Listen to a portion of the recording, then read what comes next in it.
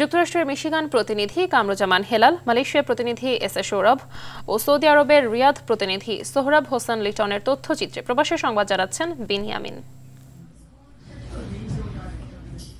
যুক্তরাষ্ট্রের মিশিগানে Bangla press club মিশিগানের নতুন কার্যনির্বাহী কমিটি ঘোষণা করা হয়েছে। এতে সভাপতি পদে যুক্তরাষ্ট্র ভিত্তিক বাংলা পত্রিকা ঠিকানা প্রতিনিধি সৈয়দ শাহিদুল হক এবং সাধারণ সম্পাদক পদে যুক্তরাষ্ট্র ভিত্তিক টেলিভিশন TBN 24 এর মিশিগান প্রতিনিধি তোফায়েল রেজা সোহেল নির্বাচিত হন। কাউন্সিল সভায় বিদায়ী সভাপতি শামীম আহসানের সভাপতিত্বে এবং সাবেক সাধারণ সম্পাদক আশিকুর রহমানের সঞ্চালনায় 13 সদস্য বিশিষ্ট কার্যনির্বাহী কমিটি গঠন করা হয়। কমিটির অন্যান্য সদস্যরা হলেন শামীম আহসান, RTV প্রতিনিধি কামরুজ্জামান হেলাল, কাউসার দেওয়ান, আশিকুর রহমান ও সৈয়দ আসাদুজ্জামান সোহান।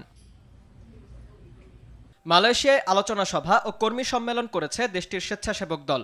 SM বশির আলম ও শামসুল আলমের যৌথ সঞ্চালনায় এবং হাবিবুর রহমান রতনের সভাপতিত্বে অনুষ্ঠানে প্রধান অতিথি ছিলেন সংগঠনের কেন্দ্রীয় সভাপতি SM জিলানি ও সাধারণ সম্পাদক রাজীব আহসান। এ সময় অনুষ্ঠানে উপস্থিত ছিলেন ইয়াসিন আলী, নাজমুল হাসান, নাসির উদ্দিন আহমেদ শাহিন, মোহাম্মদ সেলিম হোসেন, আসলাম ফকির লিটন, মুস্তাফিজুর রহমান জাহিন, প্রকৌশলী বাদলুর রহমান খান ও মোহাম্মদ মোশাররফ হোসেন সহ অনেকে।